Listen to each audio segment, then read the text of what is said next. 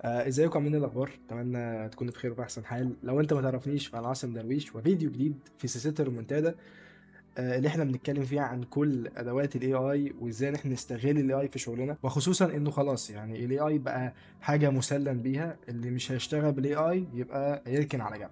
طيب، من غيرها كتير أنا النهارده جايب لك موقع هو خرافي بمعنى الكلمه. الموقع ده هيفيد اي حد شغال في مجال الدعوه والاعلان او الادفرتايزنج بشكل عام. والجميل بقى في الموقع ده انه مجاني بشكل كامل، وموقع مصري، يعني في واحد مصري هو اللي عامل الموقع ده. فمعنى ان هو موقع مصري يعني هو بيقبل الكلام باللغه العربيه، وده مما يسهل عليك انك انت تشتغل جوه الموقع بكل سلاسه. فمن غير رغي كتير يلا بقى نخش على الموقع ونشوف هنعمل ايه بقى والكلام على ايه. يلا بينا. طيب يا عزيزي الفنان، زي ما انت شايف كده يا عزيزي الفنان، هذا هو الموقع بكل بساطة. هو يعني يعتبر أداة معمولة جوه الاي اي ستوديو اللي هو تبع جوجل عامة يعني. بصراحة يعني حاجة في قمة الجمال. هي أصلا أول ما طلعت ما كانتش بنفس الستايل ده، يعني كان عبارة عن الحتة بتاعت اللي هي البلان، بس إن أنا بحط صورة المنتج وهو بيكريت كامبين كامله للمنتج. لكن الموضوع بصراحه اتطور بشكل كبير جدا، وبقى فيه تولز كتيره جدا في نفس الاداء. بس قبل ما اكمل يعني لازم اقول ويعني مين اللي عمل الاداه دي، لانه بصراحه عمل مجهود جبار جدا، وهو اسمه محمود رضا. ماشي. ده طبعا كل اللينكات بتاعته حلو، عشان لو حد يعني حب يتواصل معاه والى اخره. بس بصراحه الراجل يعني يشكر، عامل حاجه عظمه جدا يعني. طيب من غير رغي كتير يلا بينا نخش في الموضوع على طول. اول اداة عندنا في الويب سايت حاجة اسمها كرييتور ستوديو. ودي عبارة عن ايه؟ عبارة عن ان انا بديله صورة المنتج بتاعي، حلو، وبديله ريفرنس للي انا عايزه. تمام.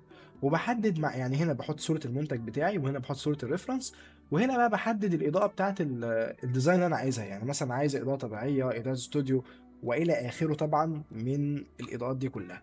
وبختار كمان زاوية التصوير، ودي حاجة مهمة جدا. تمام. ولو أنا عندي برومت أو عندي رؤية معينة فأقدر أنا أكتبها له.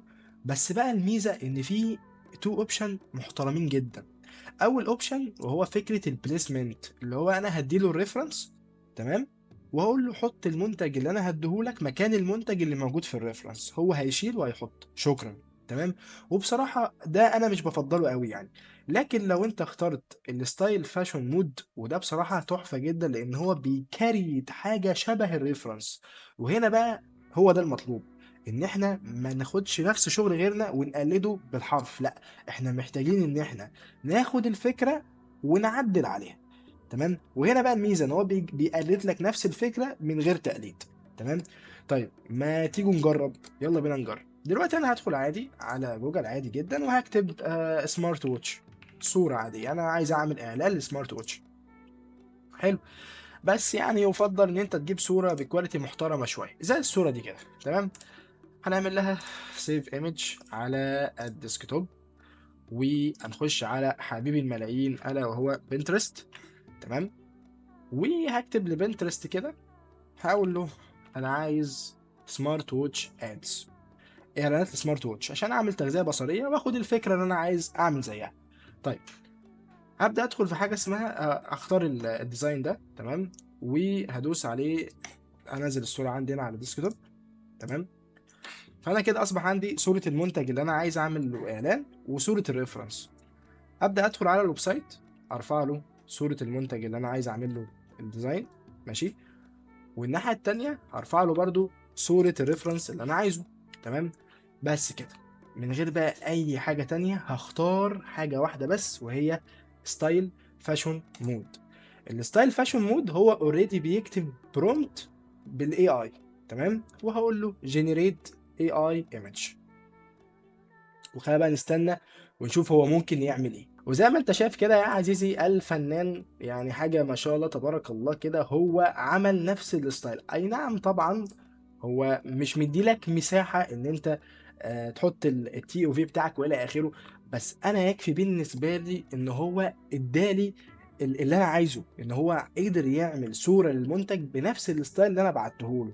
وهنا بقى بنتكلم في حته ان انت الاي اي مش هيعمل كل حاجه. هنا بقى بيجي دورك ان انت تاخد الصوره دي وتبدا ان انت تعدل عليها.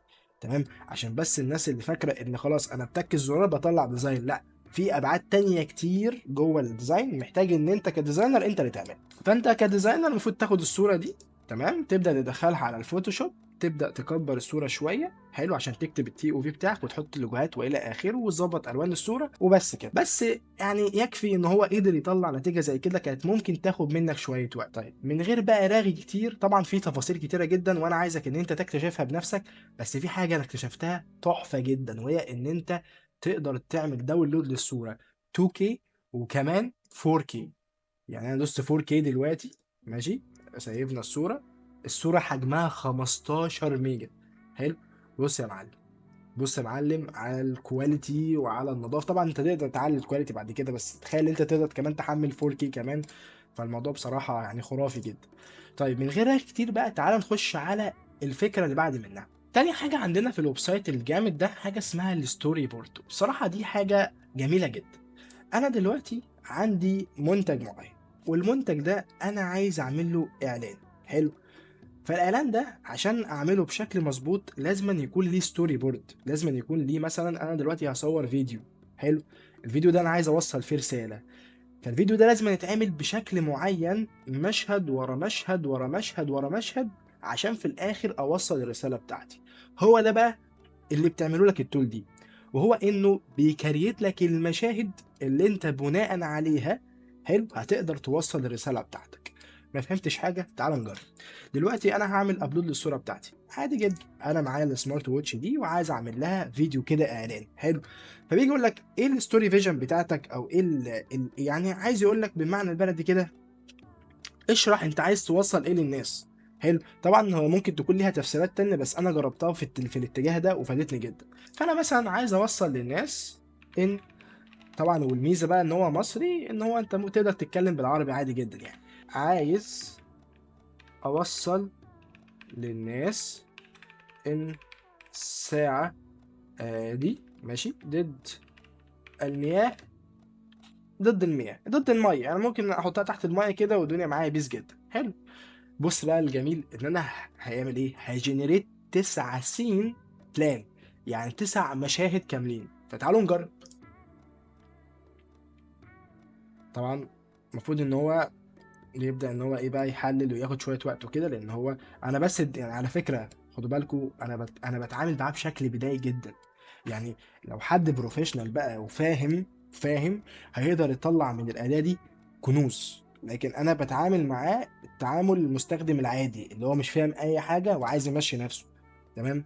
فتعال بقى نشوف النتيجه كده ونشوف الكلام على ايه. بص هو عامه هنا هو كريت لي المشاهد. طبعا انا ما اقدر ان انا اكريت الصور بتاعتها كمان. تمام. تعالوا كده نكريت الصور كده ونشوف. طبعا 9 مشاهد كاملين. ولغايه ما يكريت الصور، بص بقى هو اصلا، بص بقى الجمدان، بص بقى الجمدان اللي هو عمله.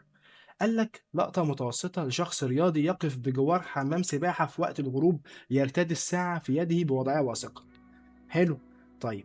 تمام. بعد كده لقطة قريبة جدا للساعة، بينما تبدأ قطرات المطر في التساقط عليها والمية بتجمع على الزجاج. بص بقى التفاصيل.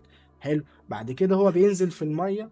تمام. هو طبعا هنا برضو هيكون في اخطاء، انا ما بقولكش ان الحاجه دي هتبقى 100% صح، بس يكفي ان هو حط لك الفكره ان انت ممكن تستلهم منها فكره تانية. تمام. هنا بص بيركز على التفاصيل. هنا مثلا هيبقى واحد لابس الساعه عادي جدا، ممكن بقى لابس الساعه دي ممكن يروح نازل فيها، نازل بالساعه دي جوه الميه والى اخره. بعد كده بقى لقطه، بص هو بيبص في الساعه كده من تحت الميه. بعد كده بص جمدان. هو عمل لك ستوري بورد كامله، عمل لك قصه كامله غسلها تحت الميه. تمام. مش عارف فاهم. لا يعني حتى بص على الكواليتي بتاعت التفاصيل يا جدعان، يعني بجد. بص الكواليتي بتاعت التفاصيل. لا يعني لا، شغل عالي بجد، شغل عالي بجد يعني. انا بقول ان احنا ادينا له كلام عبيط جدا، يعني عايز اوصل للناس ان الساعه ضد الميه. لكن لو انا فعلا اديت يعني اتعاملت مع الاداه دي صح، ولو حد فاهم فعلا قدر يتعامل مع الاداه دي صح، توفر عليه وقت كتير جدا. فمن غير بقى ما نطول، تعالى بقى نشوف الحاجه اللي بعد منها. ندخل بقى في تالت اداه معانا، وتالت اداه معانا بصراحه هي تحفه جدا، هتفيد جدا كل الناس اللي شغاله في الماركتنج وهتوفر عليهم شويه وقت. لكن صراحه يعني بناء عن تجربه هي لسه محتاجه شويه تطوير، لان غالبا الداتابيس بتاعتها قديمه شويه. لكن طالما احنا قدرنا نعمل ده وطالما اتعملت، يبقى غالبا هي هتتطور وهتوصل لمستوى يعني اقوى من كده بكتير. فبص هنا مثلا انا دلوقتي عندي براند معين وعايز اعمل له استراتيجي معينه او حاجه لها علاقه بالماركتنج، يعني اعمل له استراتيجيه تسويقيه والى اخره. فهنا بقدر اضيف اسم البراند بتاعي، ومن ثم اقدر اضيف كمان الاندستري اللي انا شغال فيها. انا مثلا شغال، هل ده مشروب طاقه ولا مسحوق غسيل ولا مشروع، ايا كان نوع البراند ايه. وبديله كمان بريف مفصل، وطبعا ده اختياري لكن ده يفضل ان انت توصله له عشان يقدر يديلك استراتيجيه صحيحه. وطبعا زي ما احنا شايفين هنا الناحيه التانيه، دي كل الحاجات اللي هو بيعملها لك في الاستراتيجي. الجميل بقى في الموضوع ان الاستراتيجي دي ممكن تطلعها بنسختين، ممكن يعمل لك نسخه بالعربي او نسخه بالانجليش، وبيعملها لك في شكل ملف PDF كمان.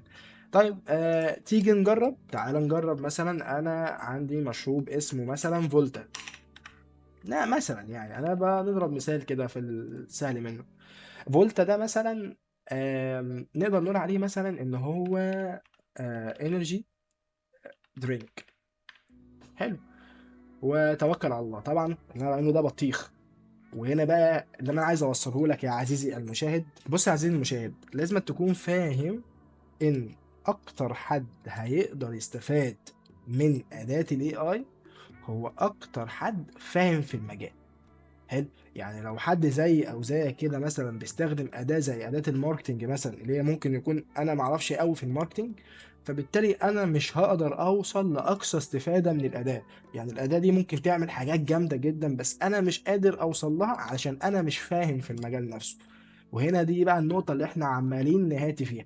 لازم تفهم اساسيات مجالك، لازم تبقى بروفيشنال في مجالك، لازم تطور كل يوم من نفسك في مجالك عشان لما تظهر ادوات الاي اي تقدر تستغلها بالشكل المظبوط، تقدر تستغلها صح، وتقدر كمان تستفاد منها اقصى استفاده. لكن لو انت مش فاهم جرافيك ديزاين، تمام، يعني مثلا مش اي حد بيستخدم الاي اي وبيعمل صوره بالاي اي بقى جرافيك ديزاينر، لا خالص. تمام. بس اكتر حد هيقدر يستفاد منها في شغله وهتوفر عليه وقت هو اكتر حد فاهم المجال، اكتر حد فاهم جرافيك ديزاين. ماشي. بس فدي كانت نقطه كنت حبيت ان انا يعني اكد عليها.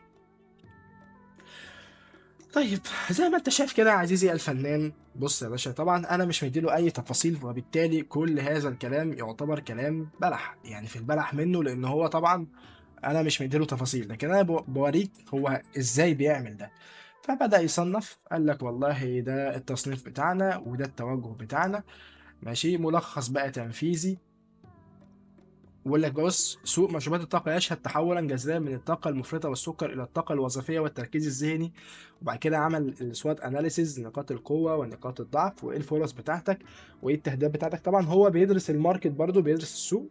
تمام. بعد كده البرسونا، ودي مهمة جدا، تحدد شخصية العميل المستهدف بتاعك.